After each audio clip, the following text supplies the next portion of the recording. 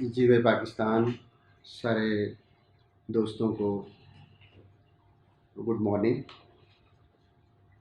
आज एक बड़ी अजीब ख़बर छपी है हिंदुस्तान के हवाले से कि मोदी हुकूमत ने वहाँ के जो स्कूल का निसाब है उसमें से जो डेमोक्रेटिक नॉर्म्स हैं, जो वहाँ पे सेकुलरिज्म की तरफ सोसाइटी को चीज़ें लेके जाती हैं और जो ह्यूमन राइट्स को और जो एक मल्टी रिलीजियस कल्चर है उसको चीज़ें जो प्रमोट करती हैं या जो प्रोटेक्ट करती हैं उसको स्कूल के निसाब से निकाल दिया गया है।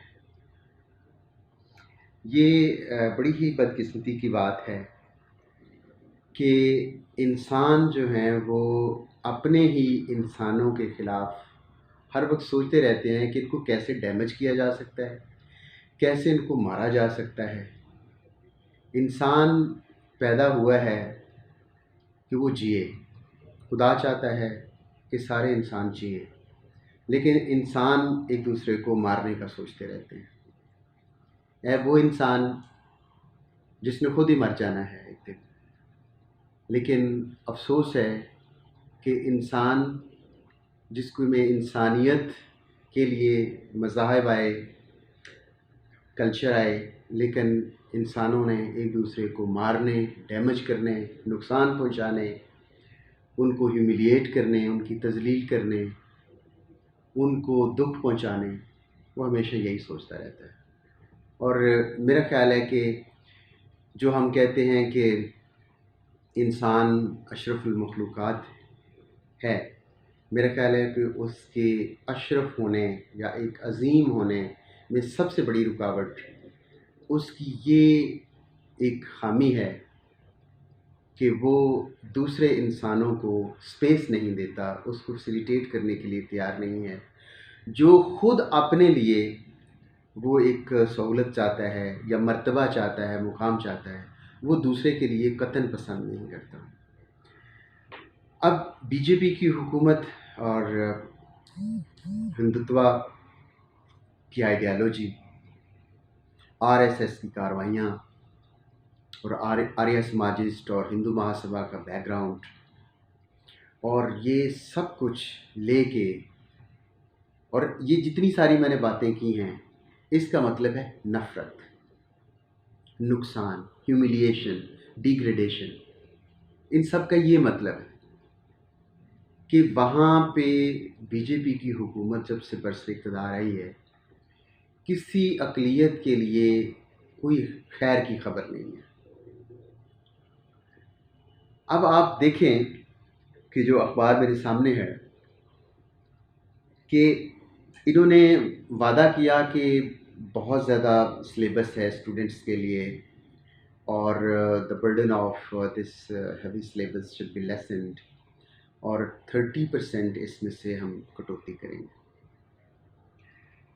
अब students were very happy on this move, लेकिन पता नहीं था कि ये किस लिए कर रहे हैं, कि इनकी ये एक जो एक दिखावे की चीज़ है उसके पीछे भी एक नफ़रत जो है वो इन्वॉल्व है।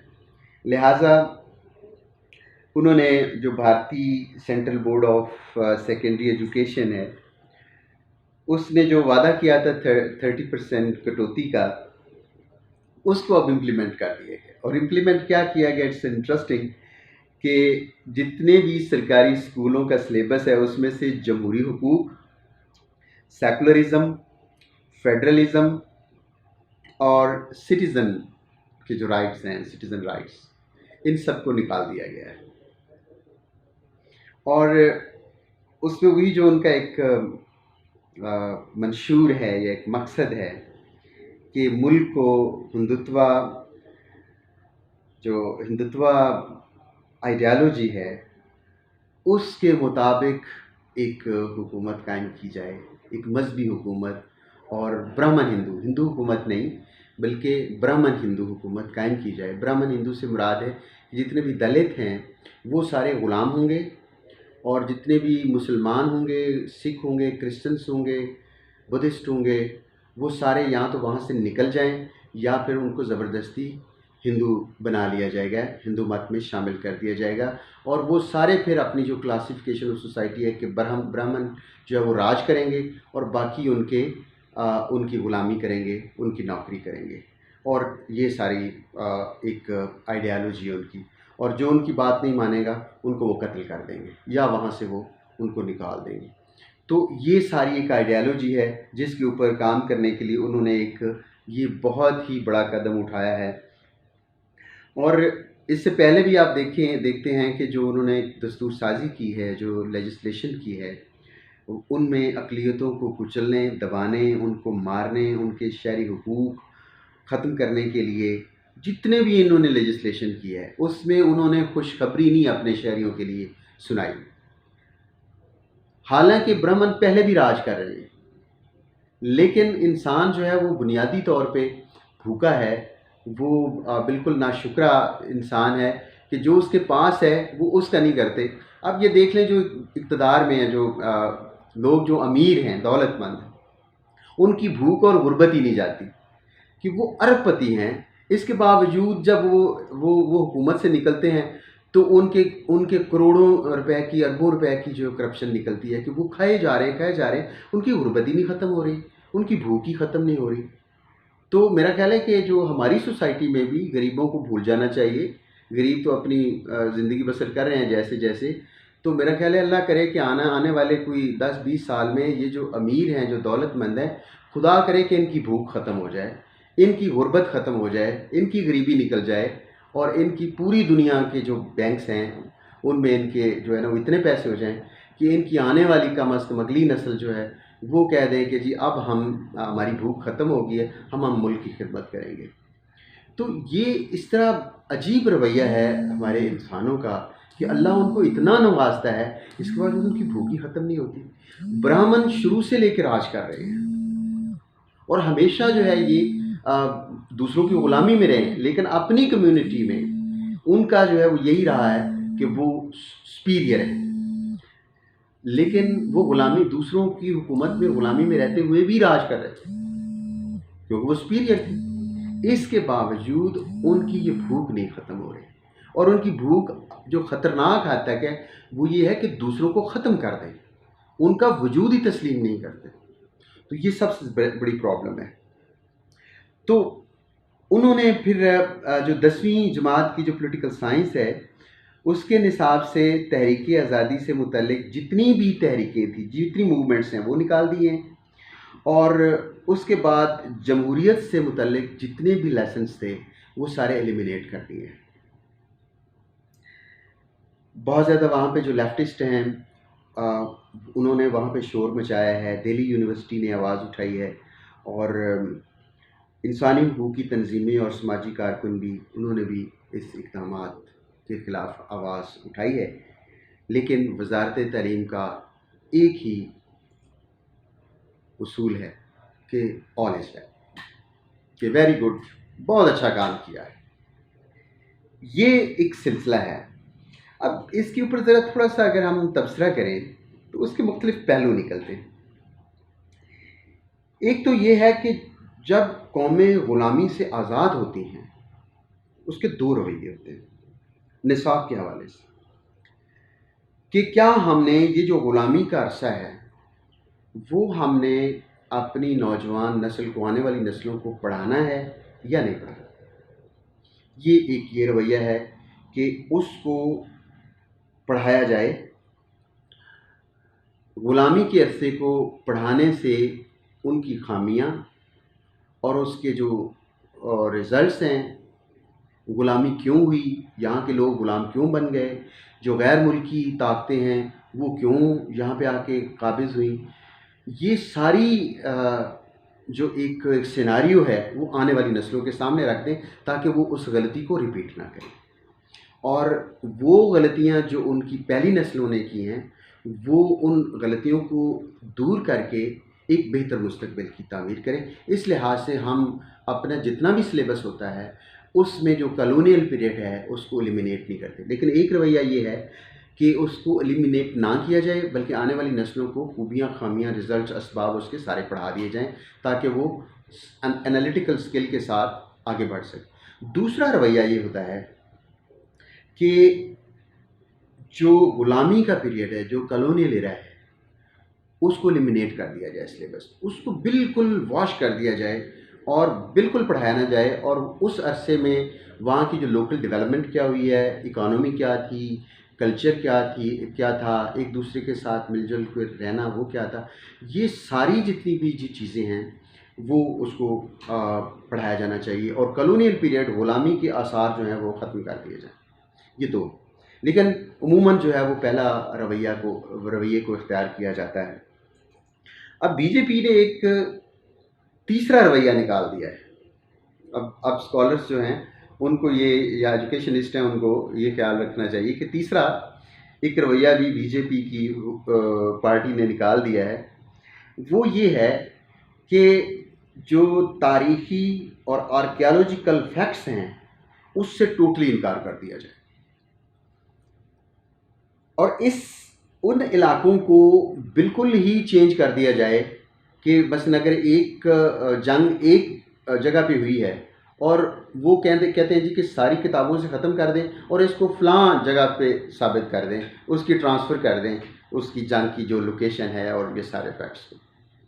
और उसके लिहाज से इंटरेस्टिंग बात यह है कि अगर आप किताब पढ़ सकें तो रोमेला थापर की किताब है, तो उसको आप ज़रूर पढ़ें। उसमें वो ये सारी स्टोरी बनती है कि जब ये पहली बीजेपी की गवर्नमेंट थी तो she was deputed to bring some changes in the syllabus, और उसमें उसको टास्क क्या दिया गया कि वादी सिंध को जो वादी सिंध की तहजीब है इसको चेंज करें और उसको साबित करें कि ये साउथ इंडिया है, वहाँ की ये तहजीब है, इसका जो पाकिस्तान के इलाके हैं इनके साथ कोई ताल्लुक़ नहीं। आपको पता है कि जो जितना भी सिविलाइजेशनल हेरिटेज है, इवन जो हिंदुइज़्म का हेरिटेज है, उसका बहुत बड़ा हिस्सा जो है वो पाकिस्तानी इलाकों में है।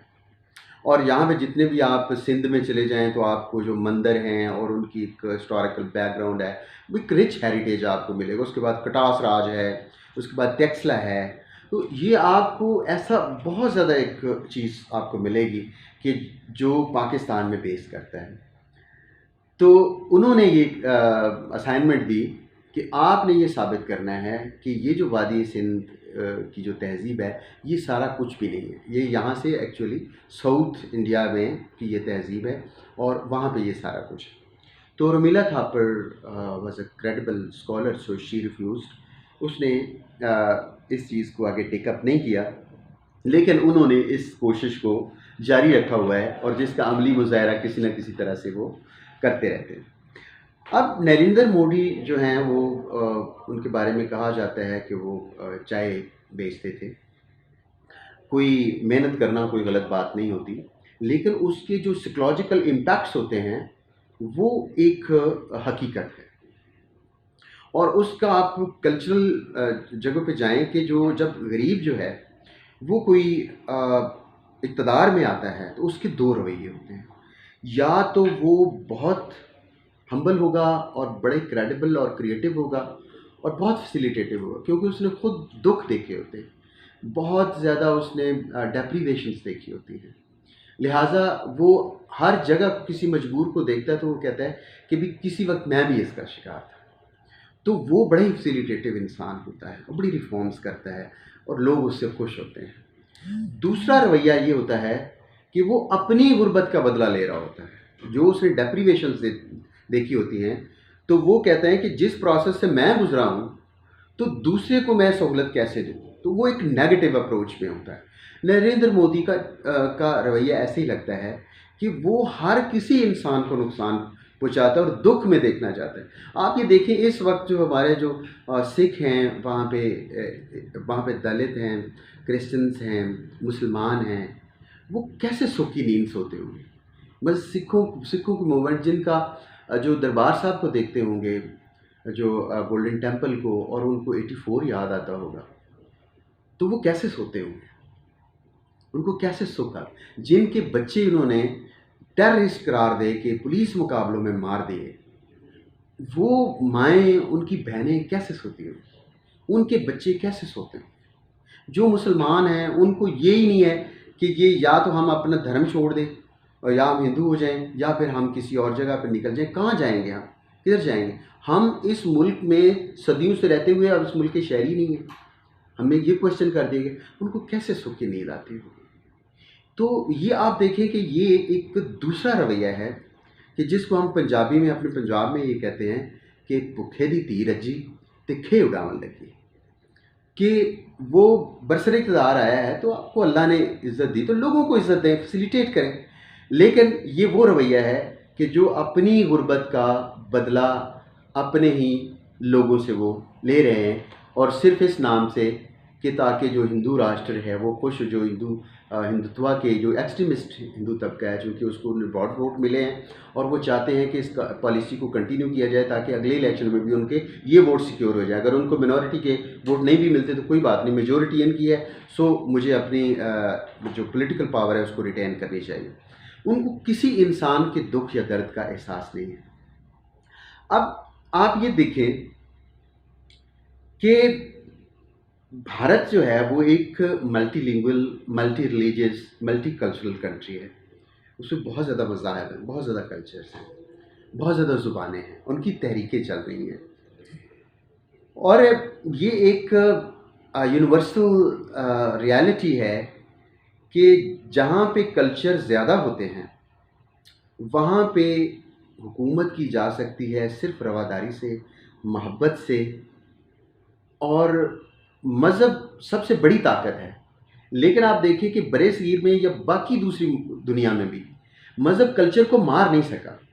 ये दोनों एक पैरेलल फोर्सेस के तहत चलते हैं और सर्वाइव करते हैं, और पूरी दुनिया में ऐसे ही चल रहे हैं कि उनका आपका जो कल्चर ऑफ द लैंड है वो भी सर्वाइव कर रहा है, और उनका जो रिलीजन है वो इंडिजिनस है या वो इंडिजिनस नहीं है, इसके बावजूद वो दोनों आइडेंटिटीज़ जो हैं वो चल रही हैं, और यही उसूल है। और दिस इज़ वेरी स्ट्रेंज कि इन लोगों को ये पता क्यों नहीं चलता कि अगर सदियों से जारी ज़ुबानें और कल्चर नहीं मर सके और उनके मानने वाले नहीं मर सके, तो आपकी 5 साल की, 10 साल की हुकूमत कैसे उसको मार सकती है? कि आप ये देखें कि इंसान को ग़ुलाम बनाया जा सकता है, मगर ये हकीकत है कि इसमें ज़बरदस्ती शामिल होती है। कोई इंसान ग़ुलाम रहना पसंद नहीं करता। ग़ुलामी जिस्मानी हो सकती है, नज़रियाती हो सकती है, मजहबी हो सकती है, सकाफ़ती हो सकती है, लेकिन वो ग़ुलामी कबूल कोई नहीं करता। एहसास पे कदगन है परोबाल हैं आज़ाद, थोड़े से तसर्रुफ़ के साथ। एहसास पे कदगन है परोबाल हैं आज़ाद, ईजाद हुए अब के कफ़स और तरह के। उमर फैज़ी का शेर है, थोड़ा तसर्रुफ़ किया इसमें कि बहुत अच्छा खूबसूरत शेर। एहसास पे कदगन है परोबाल हैं आज़ाद, ईजाद हुए अब के कफ़स और तरह के। कि आप ये देखें कि जितने मर्ज़ी आप नए सिरे से आप नए तरीके निकालें ग़ुलाम बनाने के, लेकिन इंसान ग़ुलाम रहना पसंद नहीं करता। ये उसकी फ़ितरत में नहीं है। इंसान आज़ाद पैदा हुआ है, वो आज़ादी को पसंद करता है। तो ये उसकी एक और उसकी मिसाल बीजेपी की लीडरशिप को देता हूँ कि जब इतने सैकड़ों साल बैरूनी हुकूमतें रही हैं हिंदुस्तान के ऊपर, मुसलमानों की हुकूमत रही है, वेस्ट एशिया की हुकूमत रही है, अंग्रेज़ों की हुकूमत रही है, क्या हिंदी ज़ुबान मर गई है? क्या हिंदी कल्चर मर गया है? क्या पंजाबी कल्चर मर गया है? क्या तमिलनाडु की जो है वो कल्चर मर गया है? ये जितनी भी जो तहरीकें हैं, जो सिंधी कल्चर है, जो पख्तून कल्चर है, ये जितने भी हमारे कल्चर वो आज भी ज़िंदा हैं सदियों की कॉलोनियलिज़म के बावजूद। तो अगर वो सदियों की एक जो हुक्मरानी है और वो एक जो सुप्रेशन है, अगर वो आपके मज़हब को, आपके कल्चर को, आपकी ज़ुबान को ख़त्म नहीं कर सकता, तो क्या बीजेपी हुकूमत पंजाबी को, तमिलनाडु की तहरीक को और दूसरी ज़ुबानों की तहरीकों को, कल्चर को ख़त्म कर सकते हैं? खुदा के लिए तारीख़ से कुछ सीखें, तारीख़ से सबक सीखें और इंसानों को जीने दें। इस तरह जीने दें कि वो अपने आप को आज़ाद और बाइज़्ज़त महसूस करें। वहाँ की हर हालत में जितने भी जुल्म हो जाएं, जितनी भी कॉन्स्टिट्यूशनल चेंजेस आप कर लें, जितनी भी 370 लगा लें, जितनी भी 35A लगा लें या ख़त्म कर दें, 35A ख़त्म कर दें, 370 ख़त्म कर दें, नए कानून लागू कर दें, जो मर्ज़ी कर लें, इंसान ख़त्म नहीं होते, कल्चर ख़त्म नहीं होते, ज़ुबानें ख़त्म नहीं होती, उनका जो पिछोकड़ है वो ख़त्म नहीं होता और उनकी आज़ादी को सल्ब नहीं किया जा सकता। ये एक वक्ती टैक्टिक्स हैं जो लोग हुक्मरान यूज़ करते थे डिक्टेटरशिप के ज़रिए, मोनार्की, एब्सोल्यूटिज़म के ज़रिए, लेकिन आहिस्ता आहिस्ता इंसान बेदार हो चुका है। इंसान अब इस तरह के टैक्टिक्स और इस तरह की चीज़ों को, हरकतों को कबूल नहीं करेंगे।